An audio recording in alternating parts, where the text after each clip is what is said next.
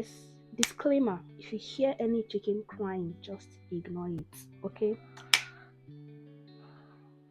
Welcome back to my channel. If you're new here, thank you for coming, and if you're not new, thank you for stepping by to watch. Just have a seat, watch this video to the end. All of you, watch this video to the end. I promise you are going to enjoy it. In this video, I'll be showing you guys how to make a wig. I know I've shown you how to make a wig before, but we are going to be working with a kinky hair or kinky hair. Okay, so I'm going to be showing you guys ventilating, how to place the closure, because it's a wide closure. It's a 6x6, actually 6x5. It's mine. I don't want to get tired of ventilating, so I made it a 6x5 instead of, like, I used a 6x6 net, but then I cut it, reduced it to be 5. So I have it right here with me. I've started ventilating already, but I'm like, I've not shown these guys like stuff like this in a while, so let me just do it. So you can see I'm almost done ventilating. I have like 2 inches more to finish up, and if you look clearly, you'll see like I have a guideline that I followed. And another thing about this, let me pursue this chicken. Yes, I'm back. So as I was saying, what was I even saying? Okay, so the main thing about this video is that I'll be showing you how to place it. This is a wide closure. Placing it's quite hard, especially when it gets to the back. Okay, so for some people, like, they like make darts, like they make darts before they start ventilating. And then for someone like me, I've never tried to make the darts before I start ventilating. I only do it like when I'm sewing it on the closure. So that's what I'm going to be showing, because I know it can be quite tricky, like sewing down a 6x6, a 7x7, or maybe an 8x8 is more of a frontal already, so like that one is easy to some extent. But yeah, 6x6, even 5x5. Okay, so yeah, I'll show you that. And I think I was saying that I started using a new ventilating pattern. I've never really shown that on this channel, so I will just show you guys small of it.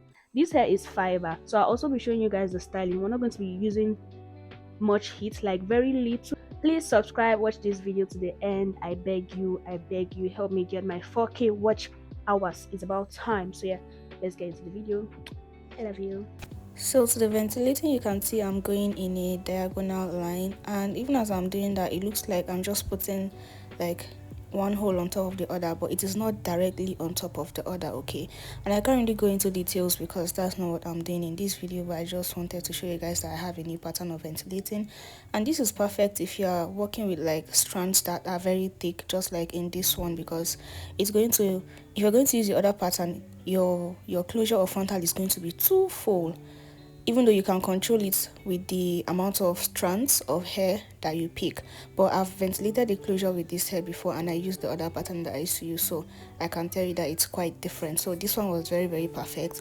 I was working with just 2 strands of hair, and since it's fiber, there's sometimes that a strand can be very thick. For situations like that, I just pick one of a strand or one of that strand, right? So you can see what it's looking like when I part it, right? It looks very good. It looks very, very good actually. So yeah, I'm going to show details for those of you that are going to be interested in like just buying the course that I'll be selling, where I'm going to be doing like an updated ventilating for beginners and also upgraders. I just want to monetize my knowledge, you guys, and it's not going to be too much. But if you don't want that, you want to pay for like private lessons or one-on-one lessons, that is fine, but that is going to cost you too much. So you guys should let me know your interests, okay, so that I know what to do, if I should go ahead and do that or not.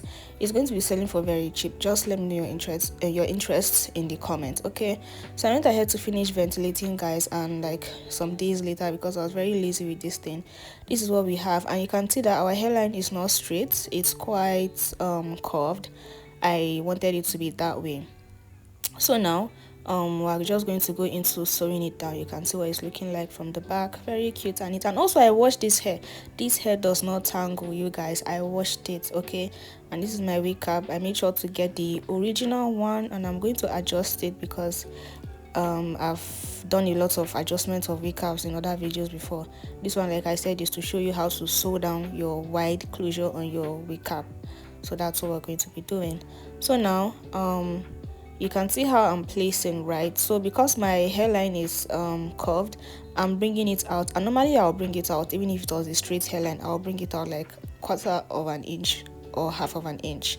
So I'm going to place it pin the front first, then I'll place the pin down the back, but I want to make sure that it is straight. You don't want to place your closure where your pattern is looking like it is curved, right? So make sure it is straight. Oh, don't, if it's not straight, you can remove it and fix it, right? So after doing that, I'm also just going to use the pins to hold down the middle, because I'm going to be stretching this lace by the side, so I don't want it moving.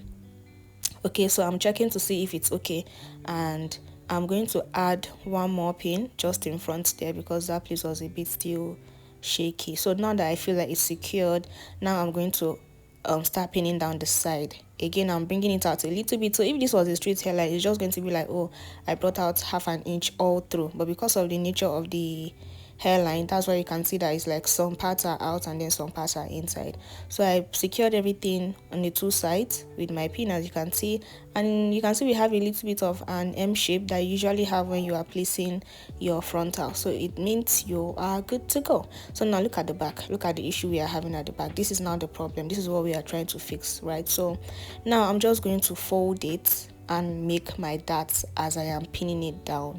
Okay, you guys can do this before you start ventilating, honestly, but let's say this is how your closure comes, then you can also do it this way, or just sew it down, like stitch it before you start sewing. You understand? Like stitch make the darts before you start sewing it down on your wig cap. So either you do that or you do it the way I just did. So I pinned it down. Now you see the other side has less of the raising up this thing. And also, if you notice, I did not fold the lace, because I don't like to sew my lace this way. I like to like fold it back in, right? But for some reason I did it this way and I regretted it. Like, I don't like how it came out, but anyways, it didn't stop us from like achieving our mission. So you see, the side two, we have this other side, we have it's like balancing more. And if I part the hair inside now, it's not even going to show that part where the dart is. It's not even like, it's not affecting it in any way, in case you are going to be worried about that. So now I'm placing another pin to just hold it down. You can see that it's flat, so I'm going to start sewing. And for my sewing, I like to start from inside, because I don't want the knots from the thread to be out. So I like to sew from inside before, and I'll start taking it back out, and then I go to the other side. And for the other side, when I get to the end, and now I go back inside and then make my knots. I don't like making my knots at the beginning. Okay, so you can see I'm just going to start I'm trying to push back the knot, because I really don't want it to be outside. Then I'll start sewing back. Normally, let me take a break.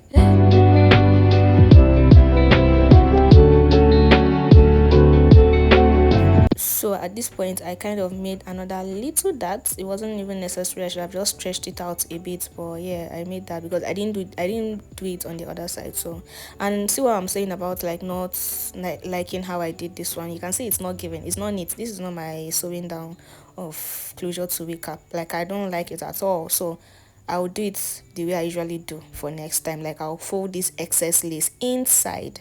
Okay, I don't like the idea of it being out. For people that do it that way, well, I don't know how you guys do it.